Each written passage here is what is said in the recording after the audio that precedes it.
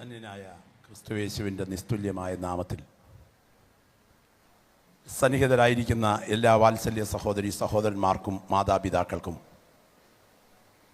കർത്താവിൻ്റെ മഹത്വമുള്ള വയലിൽ അധ്വാനിക്കുന്ന ശ്രേഷ്ഠന്മാരായ കർത്തൃദാസന്മാർ, ഈ ആത്മീയ ശുശ്രൂഷയ്ക്ക് ഇന്ന് പകൽ ഈ സമാപന സെക്ഷനിൽ അധ്യക്ഷം വഹിക്കുന്ന ക്രിസ്തുവിൽ ഞാനേറെ ബഹുമാനിക്കുന്ന പാസ്റ്റർ തോമസ് ജോർജ്, ഏവരെയും ഓർത്ത് ഞാൻ ദൈവത്തിന് മഹത്വം അർപ്പിക്കുകയാണ്. ദൈവത്തിന് സ്തോത്രം. ഈ അനുഗ്രഹീതമായ സന്ദേശത്തിൽ പങ്കുവയ്ക്കുവാനായി എന്നെ ഫലമേൽപ്പിച്ചിരിക്കുന്ന വിഷയം യേശു ക്രിസ്തുവിൻ്റെ മടങ്ങിവരവും സഭയുടെ ഒരുക്കവും എന്നുള്ളതാണ്. ഒരു വേദഭാഗത്തിലേക്ക് ഞാൻ നിങ്ങളുടെ വിലപ്പെട്ട ശ്രദ്ധയെ ഈ തരുണത്തിന് സ്വാഗതം ചെയ്യുകയാണ്. നമുക്ക് മർക്കോസിൻ്റെ സുവിശേഷത്തിലേക്ക് വരാം. മർക്കോസിൻ്റെ സുവിശേഷം അതിൻ്റെ 13-ാമത്തെ അധ്യായം 32 മുതൽ ഉള്ള വാക്യങ്ങൾ. മർക്കോസിൻ്റെ സുവിശേഷം 13-ാം അധ്യായം 32 മുതൽ ഉള്ള വാക്യങ്ങൾ. ആ നാളും നാഴികയും സംബന്ധിച്ചോ പിതാവല്ലാതെ ആരും സ്വർഗത്തിലെ ദൂതന്മാരും പുത്രനും കൂടെ അറിയുന്നില്ല. ആ കാലം എപ്പോഴെന്ന് നിങ്ങൾ അറിയായക കൊണ്ട് സൂക്ഷിച്ചുകൊള്ളുവിൻ, ഉണർന്നും പ്രാർത്ഥിച്ചും കൊണ്ടിരിപ്പീൻ. ഒരു മനുഷ്യൻ വീട് വിട്ട് പരദേശത്ത് പോകുമ്പോൾ ദാസന്മാർക്ക് അധികാരവും അവനവൻ അതത് വേലയും കൊടുത്തിട്ട് വാതിൽ കാവൽക്കാരനോട് ഉണർന്നിരിപ്പാൻ കൽപ്പിച്ചതുപോലെ തന്നെ യജമാനൻ സന്ധ്യയ്ക്കോ അർദ്ധരാത്രിക്കോ കോഴി കൂകുന്ന നേരത്തോ രാവിലെയോ എപ്പോൾ വരുമെന്ന് അറിയായക കൊണ്ട് അവൻ പെട്ടെന്ന് വന്ന് നിങ്ങളെ ഉറങ്ങുന്നവരായി കണ്ടെത്താതിരിക്കേണ്ടതിന് ഉണർന്നിരിപ്പീൻ. ഞാൻ നിങ്ങളോട് പറയുന്നതോ എല്ലാവരോടും പറയുന്നു, ഉണർന്നിരിപ്പീൻ. എല്ലാ പ്രിയപ്പെട്ടവരും കരങ്ങളൊന്ന് ഉയർത്തി കർത്താവിന് സ്തോത്രം ചെയ്താട്ടെ. വേർപെട്ട ദൈവമക്കളുടെ ആത്മിക സ്വഭാവമാണ് സ്തോത്രം ചെയ്ത് ദൈവത്തെ മഹത്വപ്പെടുത്തുക എന്നുള്ളത്. ഹിമാലയ പർവ്വതത്തിൽ മുനിയിരിക്കുന്നത് പോലെയല്ല വേർപെട്ട ആത്മനിർവ് പ്രാപിച്ച ദൈവമക്കൾ ദൈവസ്ഥലിരിക്കുന്നത്. നമ്മുടെ ജന്മപ്രകൃതമാണ് കർത്താവിനെ ആത്മാവിൽ ആരാധിക്കുക എന്നുള്ളത്. ഇന്ന് പകൽ അനുഭവിച്ച ദൈവകൃപ ഓർത്താൽ ആത്മമണ്ഡലത്തിൽ വചനത്തിൻ്റെ പെരുമഴ പെയ്തിറങ്ങിയ കഴിഞ്ഞ 7 പകൽ രാത്രികൾ പകർന്ന ദൈവകൃപ ഈ 8-ാമത്തെ പകൽ നാം അനുഭവിക്കുന്ന ദൈവകൃപ ഓർത്ത് നമുക്ക് ദൈവത്തിന് സ്തോത്രം ചെയ്യുവാനായിട്ട് കഴിയണം. നാം ഒരു യുഗത്തിൻ്റെ അന്ത്യത്തിലേക്ക്, കാലത്തിൻ്റെ കടശി ദിനങ്ങളിലേക്ക്, ചരിത്രത്തിൻ്റെ ഒടുവിലത്തെ പേജുകളിലേക്ക് അടുക്കുകയാണ്. ഈ തലമുറയിൽ നമ്മുടെ കണ്ണുകൾ അടയുന്നതിന് മുൻപ് നമ്മുടെ കർത്താവ് മടങ്ങി വരും എന്ന് വിശ്വസിക്കുന്ന എത്ര പേര് ഇന്ന് പകൽ ഇതിനകത്തുണ്ട്? ഒരിക്കൽ കൂടെ ഞാൻ നിങ്ങളോട് ചോദിക്കുന്നു, ഈ തലമുറയിൽ നമ്മുടെ കണ്ണുകൾ അടയുന്നതിന് മുൻപ് നമ്മുടെ കർത്താവ് മടങ്ങി വരും എന്ന് വിശ്വസിക്കുന്ന എത്ര ദൈവമക്കൾ ഇവിടെയുണ്ട്? നാം വിശ്വസിച്ച സമയത്തേക്കാൾ രക്ഷ നമ്മോട് ഏറ്റവും അടുത്തു കഴിഞ്ഞു. പ്രിയപ്പെട്ടവരെ, ഏതൊരു കാലഘട്ടത്തിലും പ്രവചനങ്ങൾക്ക് വ്യത്യസ്ത നിവർത്തികളുണ്ട്. ഒരു പ്രവചനത്തിന് പൂർണ്ണ നിവർത്തിയുണ്ട്, അംശനിവർത്തിയുണ്ട്, അക്ഷരിക നിവർത്തിയുണ്ട്, കൂട്ടനിവർത്തിയുണ്ട്. ഇതുപോലെ ഏതൊരു കാലത്തും ഭക്തന്മാർ പ്രതീക്ഷയോടെ കാത്തിരുന്ന യേശുക്രിസ്തുവിൻ്റെ മടങ്ങിവരവ്, അത് കാണുന്നതിൻ്റെ തെളിവുകൾ ഏറ്റവും കൂടുതൽ കാണാൻ ഭാഗ്യം ലഭിച്ചവരാണ് ഇന്ന് പകൽ ഇവിടെ കൂടി വന്ന ദൈവത്തെ ആത്മാവിൽ ആരാധിക്കുന്ന ദൈവമക്കൾ. ഞാനൊരു വസ്തുത പറയട്ടെ. നമുക്ക് എല്ലാവർക്കും അറിയാവുന്ന ഒരു വേദഭാഗം ഞാൻ ഉദ്ധരിക്കാം. 100 പ്രാവശ്യം പ്രഭാഷണ വേദികളിൽ നാം കേട്ടിട്ടുള്ളതാണ്. ദൈവത്തിൻ്റെ വചനത്തിൽ നാം വെളിപ്പാട് പുസ്തകം 13-ാം അധ്യായത്തിൽ ഞാൻ വായിക്കുന്നുണ്ട്, മൃഗത്തിൻ്റെ പ്രതിമ സംസാരിക്കേണ്ടതിനും മൃഗത്തിൻ്റെ പ്രതിമയെ നമസ്കരിക്കാത്തവരെയൊക്കെയും കൊല്ലിക്കേണ്ടതിനും മൃഗത്തിന് ആത്മാവിനെ കൊടുക്കുവാൻ അവന് അധികാരം ലഭിച്ചു. അത് സമ്പന്നന്മാരും ദരിദ്രന്മാരും ദാസന്മാരും ഉയർന്നവരും ചെറിയവരും ഏവരും വലം കൈമേലോ നെറ്റിമേലോ മുദ്രയുള്ളവനല്ലാതെ വിൽക്കുകയോ വാങ്ങുകയോ ചെയ്യുവാൻ വഹിയാതെയുമാകുന്നു. ഇവിടെ ജ്ഞാനം കൊണ്ട് ആവശ്യം. ബുദ്ധിയുള്ളവൻ മൃഗത്തിൻ്റെ സംഖ്യ ഗണിക്കട്ടെ, അത് ഒരു മനുഷ്യൻ്റെ സംഖ്യ അത്രേ, അവൻ്റെ പേരിൻ്റെ സംഖ്യയോ 666. നമുക്കറിയാം, യുഗത്തിൻ്റെ അന്ത്യത്തിൽ എതിർ ക്രിസ്തു എഴുന്നേൽക്കുമ്പോൾ വെളിപ്പെടാൻ തുടങ്ങുന്ന രാഷ്ട്രീയ പശ്ചാത്തലത്തെക്കുറിച്ചുള്ള പരാമർശനമാണ്. ആ പരാമർശനത്തിൽ ഇന്ന് ഒരു 50 വർഷത്തിന് പുറകിൽ പോട്ടെ, ഒരു 30 വർഷത്തിന് പുറകിൽ ഈ വേദികളിൽ പ്രസംഗിച്ച ദൈവദാസന്മാർക്ക് വിശദീകരിക്കാൻ കഴിയാത്തത്ര കാലത്തോടാണ് നാം ഇന്ന് പകൽ അടുത്തിരിക്കുന്നതെന്ന് തിരിച്ചറിയണം. ഞാൻ ഓർപ്പിക്കുന്നു, മൃഗത്തിൻ്റെ പ്രതിമ സംസാരിക്കേണ്ടതിന് മൃഗത്തിൻ്റെ പ്രതിമ സംസാരിക്കുമോ? സ്തോത്രം. ഇമേജ് സ്പീക്ക് ചെയ്യുമോ? ഇമേജ് സംസാരിക്കുമോ? സംശയം ഉണ്ടായിരുന്നു. നമുക്കറിയാം, ഹിൻഡൻ എന്ന് പറയുന്ന AI-യുടെ ഒരു പിതാവുണ്ട്. അദ്ദേഹം ഗൂഗിളിൽ നിന്ന് രാജിവെച്ച് പുറത്തു പോയതിൻ്റെ കാരണം എന്താണ് എന്ന് എൻ്റെ മുൻപിലിരിക്കുന്ന സമൂഹത്തിന് നന്നായിട്ട് അറിയാം. അദ്ദേഹം ഒരു ഇൻഫർമേഷൻ കൊടുത്തിട്ടാണ് ഗൂഗിളിൽ നിന്ന് പുറത്തു പോയത്. ദൈവത്തിന് സ്തോത്രം. AI ക്യാമറയ്ക്ക് മുഖം ഡിറ്റക്ട് ചെയ്യുവാനുള്ള കഴിവിൻ്റെ ടെക്നോളജി വികസിപ്പിച്ചെടുക്കാൻ നേതൃത്വം നൽകി അദ്ദേഹം പിരിഞ്ഞു പോകുമ്പോൾ, അദ്ദേഹം ഗൂഗിളിൽ നിന്ന് യാത്ര പറയുമ്പോൾ ആ സമ്മേളനത്തിൽ പറഞ്ഞൊരു വാക്കുണ്ട്. പറഞ്ഞ വാക്ക് ഇത്രയേ ഉള്ളൂ: അടുത്ത 3 പതിറ്റാണ്ട് കൊണ്ട് AI മനുഷ്യകുലത്തെ ഭൂമിയിൽ നിന്ന് തുടച്ചു മാറ്റും. ഓർക്കുക, AI മനുഷ്യകുലത്തെ ഭൂമിയിൽ നിന്ന് തുടച്ചു മാറ്റുമെന്നോ? അതെ. ഇമേജ് സംസാരിക്കുമെന്നോ? അതെ. ഒരു കാലഘട്ടത്തിലെ ആളുകൾക്ക് മനസ്സിലായില്ല. എന്നാൽ ഇന്ന് AI അത് ഓപ്പറേഷൻ നടത്തും. ഇന്ന് AI വാർത്തകൾ വായിക്കും. ഇന്ന് AI സ്റ്റോക്ക് മാർക്കറ്റിൽ പണത്തിന് വേണ്ടി അധ്വാനിക്കും. ഏത് മേഖലകളും പിടിച്ചടക്കുകയാണ്. ഇത് കാണുന്ന ദൈവമക്കൾ കൈകെട്ടിയിരുന്ന് ഉറങ്ങേണ്ടവരല്ല. ഇത് കാണുന്ന ദൈവമക്കൾ തിരിച്ചറിയണം. ഇത് സംഭവിച്ചു തുടങ്ങുമ്പോൾ നമ്മുടെ വീണ്ടെടുപ്പ് അടുത്തു വരുന്നത് കൊണ്ട് നിവർന്ന തലകളെ ഉയർത്തുക എന്ന് വിളിക്കപ്പെട്ട ദൈവത്തിന്റെ ജനം ഇന്ന് പകൽ ഇരിക്കുന്ന ഇരിപ്പിൽ സ്തോത്രം ചെയ്തുകൊണ്ടിരിക്കുമ്പോൾ, ഈ തലമുറയിൽ എൻ്റെ കണ്ണടയുന്നതിന് മുൻപ് പ്രകൃതിയുടെ താളക്രമങ്ങൾ തകരുമ്പോൾ, മാരക രോഗങ്ങൾ കൂട്ടമായി വർദ്ധിക്കുമ്പോൾ, പ്രകൃതി ദുരന്തത്തിലേക്ക് നീങ്ങുമ്പോൾ എൻ്റെ കർത്താവിന്റെ മടങ്ങിവരവ് അടുക്കൽ വാതുക്കലായിരിക്കുന്നു എന്ന ബോധ്യം അകത്ത് ഭരിക്കുന്ന ദൈവമക്കൾ കിട്ടാനുള്ള പണത്തെ നോക്കിയല്ല, വാങ്ങിച്ച ബിൽഡിങ്ങിനെ നോക്കിയല്ല, എഴുതിയ വസ്തുവിന്റെ വലിപ്പത്തെ നോക്കിയല്ല, ഇന്ന് പകൽ വചനം കേട്ടുകൊണ്ടിരിക്കുമ്പോൾ ഉറപ്പായി ഞാൻ വിളിച്ചു പറയുന്നു, ആത്മലോകം അപകടത്തിലേക്ക് നീങ്ങിക്കൊണ്ടിരിക്കുമ്പോൾ, ഓടിച്ചുകൊണ്ട് പോകുമ്പോൾ പാട്ട പോലെ പൊളിഞ്ഞ് നിന്റെ മൂക്കിൽ പഞ്ഞി വെച്ച് അടുത്ത മോർച്ചറിയിൽ കിടത്തുന്ന ഒരു പാട്ട വണ്ടി വാങ്ങിക്കുന്നതിനേക്കാൾ, 6 അടി മണ്ണിൽ നീറിത്തീരുന്ന ഭൗതിക നേട്ടങ്ങൾ എന്തെല്ലാം വെട്ടിപ്പിടിക്കുന്നതിനേക്കാൾ, ഇന്ന് രാത്രി എൻ്റെ കർത്താവ് വന്നാൽ അവിടുത്തെ സന്നദ്ധിയിൽ കൈകളിൽ കറപറ്റാതെ ഞാൻ പ്രതിഫലത്തിനായി നിൽക്കുമെന്ന് അകത്ത് ബോധ്യമുള്ള ദൈവമക്കൾ ഇരിക്കുന്ന ഇരിപ്പിൽ ഇരുന്നു കൊണ്ട്, നേട്ടത്തിന് വേണ്ടിയല്ല, പ്രാപിച്ച ദൈവകൃപയിൽ നിത്യതയെ ഓർത്തുകൊണ്ട് ദൈവത്തിന് മഹത്വം അർപ്പിക്കുന്ന പകലായി പകൽ തീരട്ടെ. എല്ലാ നാവുകളിൽ നിന്ന് സ്തോത്രത്തിന്റെ ഈ സ്തുതിയുടെ ഈ ശബ്ദം ഉയരണം. ഞാൻ ചോദിക്കട്ടെ, നിഖ്യ വിശ്വാസ പ്രമാണം അറിയാൻ വയ്യാത്ത ഒരു എപ്പിസ്കോപ്പൽ പശ്ചാത്തലത്തിൽ വിശ്വാസത്തിലേക്ക് വന്ന ആരും ഇതിനകത്തില്ല. അവരുടെ സമൂഹത്തിനകത്ത് ശിശുസ്നാനം നടന്നാലും ഏത് പ്രോഗ്രാമിനകത്തും നിഖ്യ വിശ്വാസ പ്രമാണം പറഞ്ഞിട്ടേ അവസാനിപ്പിക്കത്തുള്ളൂ, അല്ലേ? ദൈവത്തിന്റെ ഏകപുത്രനും സർവ്വലോകങ്ങൾക്ക് മുൻപേ പിതാവിൽ നിന്ന് ജനിച്ചവനും, പ്രകാശത്തിനുള്ള പ്രകാശവും സത്യദൈവത്തിനുള്ള സത്യദൈവവും, ജനിച്ചവനും സൃഷ്ടിയല്ലാത്തവനും, സാരാംശത്തിൽ പിതാവിനോട് ഏകത്വമുള്ളവനും, സർവ്വസൃഷ്ടിക്ക് മുഖാന്തരമായവനും, മനുഷ്യരായി നമുക്ക് നമ്മുടെ രക്ഷയ്ക്ക് വേണ്ടി സ്വർഗ്ഗത്തിൽ നിറങ്ങി വിശുദ്ധ റൂഹായാൽ കന്യാമറിയാമിൽ ജഡം ധരിച്ച് മനുഷ്യനായി പൊന്തിയോസ് പീലാത്തോസ് നാളുകളിൽ നമുക്ക് വേണ്ടി കഷ്ടമനുഭവിച്ച് മരിച്ചടക്കപ്പെട്ട തിരികെ പ്രകാരം 3-ാം ദിവസം ഉയർത്തെഴുന്നേറ്റ് സ്വർഗ്ഗത്തിലേക്ക് കയറി ജീവിച്ചിരിക്കുന്നവരെയും മരിച്ചവരെയും വിധിപ്പാൻ, ബാക്കിയെന്ന് പറഞ്ഞാട്ടെ, തന്റെ മഹാപ്രഭാവത്തോടെ വരുവാനിരിക്കുന്ന യേശു കർത്താവിലും ഞങ്ങൾ വിശ്വസിക്കുന്നു എന്ന് പറഞ്ഞിട്ട് മാമോദീസ അവസാനിപ്പിക്കൂ. ഞങ്ങൾ വിശ്വസിക്കുന്നു എന്ന് പറഞ്ഞിട്ട് വിവാഹ ശുശ്രൂഷ അവസാനിപ്പിക്കൂ. ഞങ്ങൾ വിശ്വസിക്കുന്നു എന്ന് പറഞ്ഞിട്ട് മണ്ണിട്ട് കുഴി മൂടൂ. അങ്ങനാണെങ്കിൽ നമ്മുടെ സമൂഹത്തിന് കൈവിട്ടു പോയിരിക്കുന്ന ഒരു പ്രധാന ഘടകം നിത്യതയുടെ ദർശനമാണ്. നമ്മൾ 3-4 പദപ്രയോഗം പറഞ്ഞെങ്കിലേ ആത്മാവിലാകൂ എന്നൊരു മാനസികാവസ്ഥയിൽ എത്തിച്ചേർന്നിരിക്കുകയാണ്. ആ പദം തെറ്റിദ്ധരിച്ച് പറയരുത്. അന്ധകാരം, ബന്ധനം, പോരാട്ടം, കെട്ട്. അന്ധകാരം, ബന്ധനം, പോരാട്ടം, കെട്ട്. പോരാട്ടം, ബന്ധനം, അന്ധകാരം, കെട്ട്. അന്ധകാരം, ബന്ധനം, പോരാട്ടം, കെട്ട്. ഒരു കൃപ പ്രാപിച്ച ദൈവമക്കൾ ഇന്ന് പകൽ സ്തോത്രം ചെയ്യേണ്ടത്, ഒരന്ധകാരത്തിനും, ഒരു ക്ഷുദ്ര പ്രവൃത്തിക്കും, ഒരാഭിചാരത്തിനും, ഒരേലസിനും, ഒരു തകിടിനും, ഒരു വ്യാപരിക്കുന്ന ദുഷ്ടശക്തികൾക്കും, ഒരാവാഹിച്ചു വിട്ട ദുരാത്മ വ്യാപാരത്തിനും, ഒരു ശാപത്തിന്റെ ബന്ധനത്തിനും എന്നെക്കുറിച്ചുള്ള ദൈവത്തിന്റെ പദ്ധതി തകർക്കാൻ കഴിയുകയില്ല എന്ന് ഉറച്ച് വിശ്വസിക്കുന്ന ദൈവമക്കൾ ഇന്ന് പകൽ സ്തോത്രം ചെയ്യേണ്ടത്, എൻ്റെ നാഥന്റെ മടങ്ങി വരവ് അടുക്കൽ വാതുക്കലായെങ്കിൽ എനിക്ക് കയ്യിൽ കറവറ്റാതെ നിത്യ വീട്ടിലെത്തണം. ശബ്ദമുയരുമോ? ശബ്ദമുയരുമോ? നമുക്കറിയാം, ബഥാന്യയ്ക്കും ബത്ഫാഗയ്ക്കും നടുവിൽ നിന്ന് ഒരു കഴുതമേൽ കയറി യേശു യെരൂശലേമിലേക്ക് പോകുകയാണ്. ദേവാലയത്തിന്റെ ദുരന്തം പെയ്തിറങ്ങുന്ന കൊടിയ ഭീകരത യേശു പ്രവചിച്ചു കഴിഞ്ഞു. അപ്പുറത്തുള്ള കിദ്രോൻ തോട് മുറിച്ചു കയറി ഒലിവുമലയുടെ മുകൾ പരപ്പിൽ ഇരിക്കുമ്പോൾ വരാൻ തുടങ്ങുന്ന സംഭവത്തെക്കുറിച്ചുള്ള ചോദ്യങ്ങൾ യേശുവിനോട് ചോദിച്ചു. ആ ചോദ്യത്തിന് യേശു ഉത്തരം പറഞ്ഞുകൊണ്ടിരിക്കുമ്പോൾ അവൻ ഉപസംഹാരമായി സഭയോട് പ്രതിനിധീകരിച്ച് പറയുകയാണ്, ആ നാളും നാഴികയും സംബന്ധിച്ച് എൻ്റെ പിതാവല്ലാതെ സ്വർഗത്തിലെ ദൂതന്മാരും പുത്രനും കൂടി അറിയുന്നില്ല. എന്നാൽ ഒരു മനുഷ്യൻ വീട് വിട്ട് പരദേശത്തേക്ക് പോകുകയാണ്. അവൻ വേലക്കാർക്ക്, വീട്ടുകാർക്ക് ചുമതലകൾ കൈമാറുകയാണ്. അവൻ സന്ധ്യായാമത്തിൽ, അർദ്ധരാത്രിയാമത്തിലോ, കോഴികൂവുന്ന യാമത്തിലോ, പ്രഭാതയാമത്തിലോ, ഏത് സമയത്തും മടങ്ങി വരാം. നിങ്ങൾ ഭൗതിക നേട്ടങ്ങളെ മനസ്സിൽ കണ്ടുകൊണ്ട് പേഴ്സ് വലുതാക്കാൻ വേണ്ടി കാത്തിരിക്കരുത്. എൻ്റെ മടങ്ങി വരവ് എപ്പോൾ വരും എന്ന് തിരിച്ചറിഞ്ഞ് കാത്തുകൊണ്ടിരിക്കണം. എൻ്റെ മുൻപിൽ നിന്ന് ദൈവത്തെ ആരാധിക്കുന്ന ദൈവമക്കളോട് ഞാൻ ചോദിക്കട്ടെ, ആത്മീയ ആരാധനയ്ക്കകത്ത് പങ്കെടുക്കുന്ന ദൈവവൈതരെ, ഇവിടുന്ന് ആരാധിച്ച് എഴുന്നേറ്റോ എന്നല്ല ചോദ്യം, നിന്റെ കണ്ണ് നിറഞ്ഞ് എഴുന്നേറ്റോ, നിത്യതയിൽ നീ കൈവിട്ടു പോകുമോ എന്ന ചോദ്യം ദൈവസന്നിധിയിൽ ദൈവാത്മാവ് ചോദിക്കുകയാണ്. ഞാൻ പറയാം, പഠിക്കൽ കൈവിട്ടു പോകാൻ സാധ്യതയുണ്ട്. ഗൗരവമായി ശ്രദ്ധിക്കുക. സന്ധ്യയ്ക്ക് യജമാനൻ വന്നേക്കാം, അർദ്ധരാത്രിക്ക് യജമാനൻ വന്നേക്കാം, കോഴികൂവുന്ന യാമത്തിൽ യജമാനൻ വന്നേക്കാം, പ്രഭാതത്തിൽ യജമാനൻ വന്നേക്കാം. നമുക്കറിയാം, സ്തോത്രം, 10 കന്യകമാരുടെ ഉപമ. കന്യകമാരുടെ ഉപമയിൽ അവർ കൈവിടപ്പെട്ടു പോയവരുടെ നിലവിളി ഉയരുമ്പോൾ അത് പടിവാതുക്കലാണ് കൈവിടപ്പെട്ടു പോയതെന്ന് ഓർക്കണം. അങ്ങനെയാണെങ്കിൽ ഇന്ന് പകൽ ഇവിടെ നിന്ന് ആരാധിക്കുന്ന ദൈവമക്കൾ തിരിച്ചറിയണം, ഞാൻ കൈവിടപ്പെട്ടു പോകാൻ സാധ്യതയുണ്ടോ? ഉണ്ട്, കൈവിടപ്പെട്ടു പോകാൻ സാധ്യതയുണ്ട്. ഒരു ഗൗരവമേറിയ ചിന്ത നിങ്ങളുടെ മനസ്സിനെ ഭരിക്കണം. ഞാനൊരു ചെറിയ സൂചന ഇന്ന് പകൽ നിങ്ങളുടെ മുൻപിൽ ഓർപ്പിക്കാം. ഈ സൂചനയൊന്നും അത്ര കാര്യമായിട്ട് എടുക്കുന്ന സമൂഹമല്ല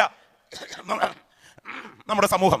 നമുക്കറിയാം, 1500 യാത്രക്കാരോടുകൂടി അറ്റ്ലാന്റിക്കിന്റെ ആഴങ്ങളിലേക്ക് കണ്ടുപോയ ഭീമൻ കപ്പലായ ടൈറ്റാനിക്, അതിന്റെ ദുരന്തം സംഭവിക്കുന്നതിന് തൊട്ട് മുൻപ് ഒരു നോർവീജിയൻ കപ്പൽ കടന്നുപോയിരുന്നു. മുൻപിലെ ഒരു വലിയ മഞ്ഞമല കണ്ടുകൊണ്ട് ഒരു മുന്നറിയിപ്പ് നൽകി. എന്താ മുന്നറിയിപ്പ്? മഞ്ഞുമല മുൻപിൽ വരുന്നുണ്ട്. പക്ഷേ ക്യാപ്റ്റൻ സ്മിത്തിന്റെ മറുപടി എന്തായിരുന്നു അറിയാമോ? പരിഗണിക്കേണ്ട, സാരമില്ല. ഇന്ന് ആത്മീയ ശുശ്രൂഷയ്ക്ക് നടുവിൽ കേട്ടുകൊണ്ടിരിക്കുന്നവരോട് ഞാൻ പറയാം, മുൻപിൽ കിടന്ന് പിടയ്ക്കുന്ന മാംസക്കഷണം എന്ന ഇര അകത്ത് വെച്ചിരിക്കുന്ന ചൂണ്ട ചെകളയിൽ കയറുന്നത് വരെ ഇരയ്ക്കത് സന്തോഷമാണെങ്കിലും ചെകളയിൽ കയറി കഴിയുമ്പോഴേ വിവരമറിയൂ. ഇന്ന് പകൽ ഞാൻ നിങ്ങളോട് ആത്മാർത്ഥമായി ചോദിക്കുന്നു, ഇന്ന് യേശു വന്നാൽ ഞാൻ അവിടെ കാണും എന്ന് ബോധ്യമുള്ള എത്ര ദൈവമക്കൾ ഇവിടെയുണ്ട്? ദൈവത്തിന് സ്തോത്രം. എന്തിനാണ് യേശു വരുന്നത്? 4 കൂട്ടം കാര്യങ്ങൾ പറയാം. ചില പ്രധാനപ്പെട്ട കാര്യങ്ങൾ വിശകലനം ചെയ്യാനുണ്ടെങ്കിൽ സമയത്തിന്റെ പരിധിയും അനുവദിക്കുന്നില്ല. 1, സ്തോത്രം, എന്റെ രക്ഷയുടെ പൂർത്തീകരണത്തിന് എന്റെ യേശു വരാറായി. 2, എന്റെ താഴ്ചയുള്ള ശരീരത്തെ അവിടുത്തെ മഹത്വമുള്ള ശരീരത്തോട് അനുരൂപമാക്കി രൂപാന്തരപ്പെടുത്താൻ യേശു വരാറായി. 3, വരുവാൻ പോകുന്ന മഹാകോപത്തിൽ നിന്ന് എന്നെ രക്ഷിപ്പാൻ എന്റെ യേശു വരാറായി. 4, എന്റെ പ്രവൃത്തിക്ക് പ്രതിഫലം നൽകേണ്ടതിന് ന്യായാസനത്തിന് മുൻപിൽ എന്നോട് കണക്ക് തീർക്കാൻ യേശു വരാറായി. 5, ഈ ഭൂമിയുടെ ഭാഗ ഉടമ്പടി പത്രം തിരികെ നേടിക്കൊണ്ട് ഈ പ്രകൃതിയെ ദ്രവത്വത്തിന്റെ ദാസ്യത്വത്തിൽ നിന്ന് വിടുവിപ്പാൻ എന്റെ യേശു വരാറായി. അങ്ങനെയാണെങ്കിൽ നമ്മുടെ രക്ഷ ഇതുവരെ പൂർണ്ണമായിട്ടില്ല. നമ്മൾ ഒരിക്കൽ രക്ഷിക്കപ്പെട്ടതാണ്. ആർ കൃഷ്ണൻകുട്ടി തിരുവട്ടാൾ പറഞ്ഞതുപോലെ ചിലരുടെ ഇരിപ്പ് കണ്ടാൽ നമ്മുടെ രക്ഷ ചെമ്പുകലത്തിലെ രക്ഷയാണ്, മറ്റുള്ളവന്റെ എല്ലാം രക്ഷ മൺകുടത്തിലെ രക്ഷയും. എന്നാൽ ഒരു വസ്തുത ഓർക്കട്ടെ, ഞാൻ ഇന്ന് മരിച്ചാൽ എൻ്റെ കർത്താവിന്റെ സന്നിധിയിൽ കാണും. അല്ല, ഇന്ന് കാഹളം ധ്വനിച്ചാൽ നിത്യതയിൽ കാണും എന്ന് ബോധ്യമുള്ള ദൈവമക്കൾ എല്ലാവരും വലതുകാരം ഒന്ന് ഉയർത്തിപ്പിടിച്ചേ. പലരുടെയും മുഖഭാവം കണ്ടിട്ട് സ്തോത്രം കാച്ചിരി അതേ കാക്കയും മുക്കാക്കൈയൊക്കെ പൊക്കുമ്പോൾ അത്ര താല്പര്യം അകത്ത് തിളയ്ക്കുന്നില്ല. എന്നാൽ അകത്ത് ഈ തിളപ്പ് വ്യാപരിക്കുന്ന ചില വ്യക്തികളുണ്ട്. നിങ്ങളെ കരങ്ങളൊന്ന് ഉയർത്തിപ്പിടിച്ച് എത്രത്തോളം ശബ്ദം ഉയർത്താമോ അത്രത്തോളം ശ്രദ്ധിച്ച് കേൾക്കണേ, എത്രത്തോളം ശബ്ദം ഉയർത്താമോ അത്രത്തോളം ശബ്ദം ഉയർത്തിയിട്ട് ഹല്ലേലൂയ പറയണം. ഒരിക്കൽ കൂടെ, ഒന്നുകൂടെ, ഒരിക്കൽ കൂടെ. ലേലമൊക്കെ വിളിക്കുമ്പം 1 തരം, 2 തരം, 3 തരം എന്ന് പറയാറില്ലേ? 3 തരം പറഞ്ഞേ. ഇനി 2 വാക്യം ഒന്ന് വായിച്ച് കേൾക്കാൻ തുടങ്ങുക. ഗലാത്യ ലേഖനം 5-ാം അധ്യായത്തിന്റെ 18 മുതൽ, എഫേസ്യ ലേഖനം 5-ന്റെ 1 മുതൽ. ശ്രദ്ധിച്ച് കേട്ടിട്ട് തീരുമാനിക്കണം അവിടെ കാണുമോ എന്ന്. ഗലാത്യ ലേഖനം 5-ന്റെ 18 മുതൽ വായിച്ചാട്ടെ. ആത്മാവിനെ അനുസരിച്ച് നടക്കുന്നുവെങ്കിൽ നിങ്ങൾ ന്യായപ്രമാണത്തിന് കീഴുള്ളവരല്ല. ജഡത്തിന്റെ പ്രവൃത്തികളോ ദുർനടപ്പ്, കാലുവയ്യാത്ത നടപ്പല്ല, ഈ ഞൊണ്ടിയുള്ള നടപ്പല്ല. ദുർനടപ്പ്, അശുദ്ധി, ദുഷ്കാമം, അത് പിന്നെ നമ്മുടെ ഇടയിൽ ഒട്ടുമില്ല. ദുഷ്കാമം, വിഗ്രഹാരാധന അത് ഒട്ടുമില്ലാത്തത് കൊണ്ട് ദൈവത്തിന് കരം ഉയർത്തി സ്തോത്രം ചെയ്യണം. വിഗ്രഹാരാധന, ആഭിചാരം, മന്ത്രം, ക്ഷുദ്രം ഇതൊക്കെ കുറവാണ് എന്നാണ് കേൾവി. അത് ഒട്ടുമില്ല. പക, അയ്യടാ, അടുത്തിരിക്കുന്നവനെ അരച്ച് കലക്കി അരക്കപ്പാക്കി കിട്ടിയാൽ ഒറ്റ മോന്തിനകത്താക്കാനുള്ള വിരോധമുണ്ടെങ്കിലും പ്രൈസ് ദ ലോർഡ് എന്ന് പറയുന്ന കൈ കൊടുത്ത ചിരിക്കകത്ത് വ്യാപരിക്കുന്ന ഒരു പകയുടെ ആത്മാവില്ലേ? പക, വായിച്ചാട്ടെ. പിണക്കം, അത് പിന്നെ നമ്മുടെ സമൂഹത്തിൽ ഒട്ടും ഇല്ലാത്തത് കൊണ്ട് കൈ ഉയർത്തേണ്ട, കാരണം കർത്തൃമേശ കഴിഞ്ഞതല്ലേ ഉള്ളൂ. ദൈവത്തിന് സ്തോത്രം. അടുത്ത വാചകം. ജാരശങ്ക, ക്രോധം, ശാഠ്യം, ദ്വന്ദ്വപക്ഷം, ഗ്രൂപ്പ്, ദ്വന്ദ്വപക്ഷം, ഭിന്നത, അസൂയ, മദ്യപാനം, വെറിക്കൂത്ത് മുതലായവ എന്ന് വെളിപ്പെടുന്നു. അടുത്ത വാചകം പാസ്റ്റർ രാജു മേത്രയൊപ്പം നല്ല ചെവി തുറന്നു കേൾക്കണം. അടുത്ത വാചകം. ഈ വക പ്രവർത്തിക്കുന്നവർ ദൈവരാജ്യം അവകാശമാക്കുകയില്ല എന്ന് ഞാൻ മുൻപേ പറഞ്ഞതുപോലെ ഇപ്പോഴും മുൻകൂട്ടി പറയുന്നു. ഞാനൊരു വസ്തുത ചോദിക്കട്ടെ. ഒരിക്കൽ ഓപ്പറേഷൻ കഴിഞ്ഞ് വാതിക്കൽ വന്ന ഡോക്ടർ പറഞ്ഞതുപോലെ ഓപ്പറേഷൻ വിജയകരമായിരുന്നു, രോഗി ചത്തുപോയി. കയ്യടി നന്നായിരുന്നു, ആളങ്ങ് ചെന്നില്ല. ഇന്ന് പകൽ ഞാൻ ചോദിക്കുന്നു, മറ്റേ വാക്യം വായിക്കണമെന്ന് ആഗ്രഹമുണ്ടെങ്കിലും ആത്മലോകത്തിലെ അപകടങ്ങളെ തിരിച്ചറിഞ്ഞ് എനിക്ക് കറപറ്റാതെ നിത്യ വീട്ടിലെത്തണം എന്ന് ബോധ്യമുള്ള ദൈവമക്കൾ കരങ്ങളൊന്ന് ഉയർത്തിപ്പിടിച്ചുകൊണ്ട് പറയണം, എനിക്ക് ഒരു നേട്ടങ്ങളും വെട്ടിപ്പിടിക്കാൻ, തട്ടിപ്പറിക്കാൻ, പറ്റിച്ചെടുക്കാൻ, തന്ത്രങ്ങളുടെ പദ്ധതികൾ ആസൂത്രണം ചെയ്യാൻ ആഗ്രഹമില്ല. എൻ്റെ ഈ കൊച്ചായുസ് തീരുന്നതിന് മുൻപ്, ഒന്ന് കരം ഉയർത്തി പറഞ്ഞേ, എൻ്റെ കൊച്ചായുസ് തീരുന്നതിന് മുൻപ്, മരണം എൻ്റെ മുൻപിൽ എത്തിച്ചേരുന്നതിന് മുൻപ്, ഇരുട്ടിന്റെ ശക്തികൾ എന്നെ അറസ്റ്റ് ചെയ്ത് നരകത്തിലെത്തിക്കാതെ എൻ്റെ നാഥന്റെ സന്നിധിയിൽ കടന്നു പോകത്തക്ക വിധം എൻ്റെ ജഡത്തെ സൂക്ഷിക്കാൻ ഒരു വിശുദ്ധമായ ഭയം എൻ്റെ ഉള്ളിൽ വ്യാപരിച്ചെങ്കിൽ അത് കൊതിക്കുന്ന ദൈവമക്കൾ ശബ്ദം ഉയർത്തി പറയണം, എൻ്റെ ലക്ഷ്യം നിത്യതയാണ്. ശ്രദ്ധിച്ചു കേൾക്കണേ. ആത്മീയ ലോകത്തിൽ കാണുന്ന ചില പ്രത്യേക ലക്ഷണങ്ങളുണ്ട്. 4 പ്രധാനപ്പെട്ട ലക്ഷണങ്ങൾ മണിക്കൂറുകൾ വിശകലനം ചെയ്യാറുണ്ട്. അതിൽ 1-ാമത്തെ ലക്ഷണം ശ്രദ്ധിക്കുക, ആത്മലോകത്തിലെ സൈൻ. 2-ാമത്തെ ലക്ഷണം യഹൂദ ലോകത്തിലെ ലക്ഷണം. 3-ാമത്തെ ലക്ഷണം രാഷ്ട്രീയ ലോകത്തിലെ ലക്ഷണം. 4-ാമത്തെ ലക്ഷണം പ്രകൃതിയുടെ താളക്രമങ്ങളിലെ പതനത്തിന്റെ ലക്ഷണം. ഒന്നും വിശദീകരിക്കാൻ നേരമില്ല. ഇതിൽ അതിപ്രധാനമായി ആത്മലോകത്തിലെ ലക്ഷണം എന്തൊക്കെയാണ്? സ്തോത്രം പറയാം. ഒന്ന്, വിശ്വാസത്യാഗം പ്രബലമാകും. തെസ്സലോനിക്കർക്ക് എഴുതിയ 2-ാം ലേഖനം 2-ാം അധ്യായം പറയുന്ന വാക്കുകൾ ഇങ്ങനെയാണ്: മുൻപേ വിശ്വാസത്യാഗം സംഭവിക്കുകയും. എന്റെ ചോദ്യം, കൂടെപ്പിറപ്പേ, വിശ്വാസത്യാഗം ആർക്കാണ്? വിശ്വാസത്യാഗം ആർക്കാണ്? ദൈവത്തിന് സ്തോത്രം. ബുദ്ധിസ്റ്റിനല്ല, ഹിന്ദുവിനല്ല, മുസ്ലിമിനല്ല, വിശ്വാസികൾക്കാണ് വിശ്വാസത്യാഗം. സഭയ്ക്കകത്ത് ഉയർന്നു വരുന്ന വിശ്വാസത്യാഗം. 2, ദൈവത്തിന് സ്തോത്രം, കൃപാവരങ്ങളുടെ തെറ്റായ ഉപയോഗം. ഞാൻ ചോദിക്കുന്നു, നിത്യതയേക്കാൾ ഭൗതിക നേട്ടത്തിന് പ്രാധാന്യം നൽകുന്ന ആത്മീയ ശുശ്രൂഷ നമ്മുടെ തലമുറയിൽ കണ്ടിട്ട് എത്ര കാലമായി? സ്തോത്രം. ചെവി തുറന്നൊന്ന് കേൾക്കണം, തെറ്റിദ്ധരിക്കപ്പെടാതെ. ഈ ബൈബിൾ കോളേജിൽ പഠിച്ച് ആത്മീയ ശുശ്രൂഷയിൽ പിതാക്കന്മാരോട് നിരന്തരം ഇടപഴകിയിട്ടുള്ളയാളാണ് ഞാനൊരു വസ്തുത പറയാം. ഞാൻ ഈ കഴിഞ്ഞ ദിവസം വിശ്വാസത്തിലേക്ക് വന്നൊരു പ്രിയപ്പെട്ട കുടുംബത്തോട് പങ്കുവെക്കാൻ പോയപ്പോൾ വിടുതലിനെ കുറിച്ച് പറഞ്ഞപ്പോൾ ഞാൻ പറഞ്ഞു, കർത്താവ് വിടുവിക്കാൻ ശക്തനാണ്. എന്നാൽ വിടുതലല്ല, നിത്യതയാണ് നമ്മുടെ ലക്ഷ്യം. ദൈവത്തിന് സ്തോത്രം. എന്നിട്ട് ഞാനൊരു ലിസ്റ്റ് വായിച്ച് കേൾപ്പിച്ചു. ആ ലിസ്റ്റ് ഇതാണ്: പത്രോസിനെ നീറോ കൈസർ പീഡനകാലത്ത് റോമിൽ വെച്ച് തലകീഴായി ക്രൂശിച്ചു. അന്ത്രയോസിനെ അർക്കിയായിൽ എന്ന സ്ഥലത്ത് വെച്ച് അതേ ക്രൂശിച്ചു. അതെ, സെബദി പുത്രന്മാരായ യാക്കോബിനെ യെരുശലേമിൽ വെച്ച് ശിരച്ഛേദം ചെയ്തു. ഫിലിപ്പോസിനെ ഫ്രിഗിയ എന്ന സ്ഥലത്ത് വെച്ച് തൂക്കിക്കൊന്നു. ബർത്തിലോമായിയെ അർമേനിയയിൽ വെച്ച് ജീവനോടെ തൊലി ഉരിച്ചു കൊന്നു. തോമസിനെ മൈലോപ്പോരിൽ വെച്ച് കാളിഭക്തന്മാർ കുന്തമെറിഞ്ഞു കൊന്നു. മത്തായിയെ എത്യോപ്യയിൽ വെച്ച് വാളിനാൽ മരണപ്പെട്ടു. അൽഫായുടെ മകൻ യാക്കോബിനെ ദേവാലയത്തിന്റെ ഗോപുരത്തിൽ നിന്ന് തള്ളി താഴെയിട്ട് വടികൊണ്ട് അടിച്ചു കൊന്നു. യൂദായെ, ദൈവത്തിന് സ്തോത്രം, അദ്ദേഹത്തെ അമ്പുകളാൽ വധിച്ചു. എരിവുകാരനായ ശീമോനെ പേർഷ്യയിൽ വെച്ച് അറക്കവാളിനാൽ മുറിച്ചു കൊന്നു. മത്തിയാസിനെ കല്ലെറിഞ്ഞതിന് ശേഷം തലവെട്ടിക്കൊന്നു. പൗലോസിനെ റോമിൽ വെച്ച് ശിരച്ഛേദം ചെയ്തു. ഈ പ്രസംഗിച്ച ദൈവദാസന്മാർ ആരെങ്കിലും സമൃദ്ധി കണ്ടോ? സ്തോത്രം വരികയെന്ന് എനിക്കറിയാം.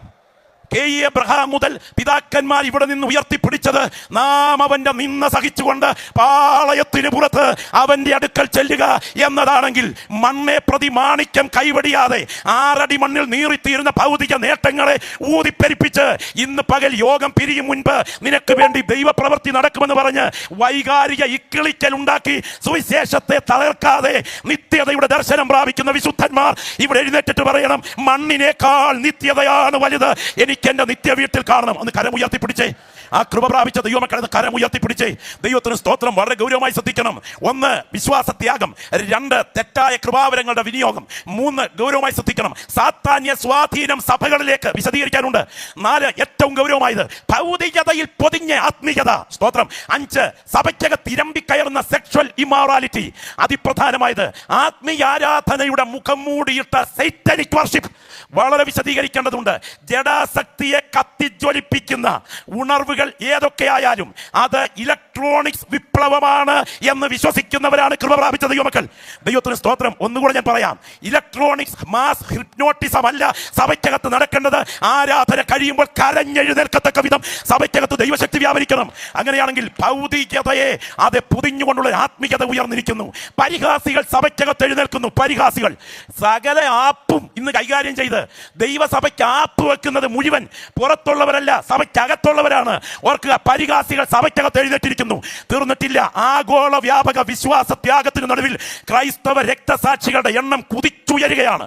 എന്റെ മുൻപിലിരിക്കുന്ന ദൈവമക്കളുടെ മുൻപിൽ ഒരു സ്ഥിതിവിവര കണക്ക് ഞാനൊന്ന് സൂചിപ്പിക്കാം. ഇന്ന് രക്തസാക്ഷികളുടെ കണക്ക്, ഒരു വർഷം 1,00,000 പേർ. 2000 മുതൽ 2010 വരെ കൊല്ലപ്പെട്ട ക്രൈസ്തവരുടെ കണക്ക് 10 ലക്ഷം ക്രിസ്ത്യാനികൾ. ഇത് നെറ്റിലൂടെ ഗൗരവമായി ചേർച്ചു വന്ന റിപ്പോർട്ടാണ്. നിങ്ങൾ ഓർക്കണം, ക്രൈസ്തവരുടെ കൊലകൾ. ഇതിന് നടുവിൽ സഭ പ്രതീക്ഷിക്കുന്നു, എൻ്റെ മണവാളൻ മടങ്ങി വരാൻ സമയമായിരിക്കുന്നു. ആ കരങ്ങളൊന്ന് ഉയർത്തിപ്പിടിച്ചേ. ഞാൻ കൈവിടപ്പെടരുത് എന്ന് കൊതിക്കുന്ന ദൈവമക്കൾ ശബ്ദം ഉയർത്തിക്കുകയും വാ തുറന്നാട്ടെ. ഞാൻ കൈവിടപ്പെടരുത് എന്ന് കൊതിക്കുന്ന ദൈവമക്കൾ എത്ര പേരുണ്ട് ഇവിടെ? യേശുവിൻ്റെ നാമത്തിൽ ജയം. ഈ പകൽ ദൈവശക്തി വ്യാപരിച്ചു കൊണ്ടിരിക്കുമ്പോൾ എൻ്റെ കയ്യിൽ കറപറ്റാതെ ശബ്ദം ഉയരട്ടെ. അന്യഭാഷയിൽ പ്രാർത്ഥിക്കാൻ നിയോഗമുള്ള ദൈവമക്കൾ ഇവിടെ ഇരുന്ന് അന്യഭാഷയിൽ പ്രാർത്ഥിച്ചു തുടങ്ങുന്ന രാത്പകലായി പകൽക്കാലം തീരണം. നിത്യത കൈവിട്ടു പോകാതെ എനിക്ക് അവിടെ എത്തണമെന്ന് കൊതിക്കുന്ന ദൈവമക്കൾ ശബ്ദം ഉയർത്തി പ്രാർത്ഥിക്കുക. Glory, hallelujah. എൻ്റെ മുൻപിലിരിക്കുന്ന ദൈവമക്കളെ, ഈ ശുശ്രൂഷ അവസാനിക്കുന്നതിന് മുൻപ് കാഹളത്തിന്റെ ശബ്ദം ഉയർന്നാൽ ഇവിടെ നടക്കാൻ തുടങ്ങുന്നത് എന്താണെന്ന് ഒരു മിനിറ്റ് ഒന്ന് ഭാവനയിൽ കണ്ടാൽ പ്രാർത്ഥിക്കുന്ന ദൈവമക്കൾ തിരിച്ചറിയണം. ഈ മണ്ണെ പ്രതി സ്തോത്രം പറയുന്നത് പോലൊന്നുമല്ല. നമ്മുടെ താഴ്ചയുള്ള ഈ ശരീരത്തെ അവന്റെ മഹത്വമുള്ള ശരീരത്തോട് അനുരൂപമാക്കി രൂപാന്തരപ്പെടുത്തുന്ന ആ ഉയർപ്പിന്റെ കാഹളധ്വനിയിൽ ഒരു വസ്ത്രം ഉപേക്ഷിക്കുന്നത് പോലെ നിന്റെ ഭൗതിക തലം ഇവിടെ ഉപേക്ഷിച്ചിട്ട് കോടിക്കണക്കിന് വിശുദ്ധന്മാരുടെ നടുവിലേക്ക് ദൈവത്തിന് സ്തോത്രം, ദൈവത്തിന് സ്തോത്രം, ദൈവത്തിന് സ്തോത്ര കാഹളത്തിന്റെ ഉരത്തനാദത്തിങ്കൽ ദൈവത്തിന്റെ തിരുസഭ പറന്ന് കയറുന്ന ദിവസത്തെ ആത്മാവിൽ കണ്ടുകൊണ്ട് കരങ്ങൾ ഉയർത്തി പ്രാർത്ഥിക്കണം. എനിക്ക് നിത്യത കൈവിട്ടു പോകരുത്. ആ രണ്ട് കരങ്ങളും ഒന്ന് ഉയർത്തിപ്പിടിച്ചേ. ഗ്ലോറി. ഗ്രഹാം സ്റ്റെയിൻസ് പേർ വിളിക്കുകയാണ്. ബാരിപ്പേടയിലെ കുഗ്രാമത്തിൽ കത്തിക്കരിഞ്ഞ ആ കറുത്ത സ്തോത്രം ഗ്ലാഡിസും എസ്തേറും അന്ത്യചുംബനം പോലും കൊടുക്കാതെ കുഴിയിലേക്ക് മാറ്റിയ ആ ഡെഡ് ബോഡിയിലെ തേജസ്സിൽ ഉയർത്തു വരും. കെ.ഇ. എബ്രഹാം അവിടെയുണ്ട്, കെ.വി. സൈമൺ അവിടെയുണ്ട്, വില്യം ടിൻഡെയിൽ അവിടെയുണ്ട്, ജോൺ വെസ്ലി അവിടെയുണ്ട്, മാർട്ടിൻ ലൂഥർ അവിടെയുണ്ട്. ഇന്ന് പകൽ ഞാൻ ചോദിക്കുന്നു, നീ അവിടെ കാണുമോ? നീ അവിടെ കാണുമോ? നീ അവിടെ കാണുമോ? ആ കരങ്ങൾ രണ്ട് കർത്താവിലേക്ക് ഉയർത്തിപ്പിടിച്ചാട്ടെ. ഒന്ന് ശബ്ദം ഉയർത്തി നമുക്കൊന്ന് പാടണം. തമ്മിൽ തമ്മിൽ കാണും ശുദ്ധന്മാർ. ശബ്ദം ഉയർത്തി ആ കരമൊന്ന് വീശിക്കൊണ്ട് തമ്മിൽ തമ്മിൽ കാണും ശുദ്ധന്മാർ. ഹല്ലേലൂയ. ഓ സർവ്വ സുന്ദരൻ ഗ്ലോറി സർവ്വ സുന്ദരൻ. ആമേൻ.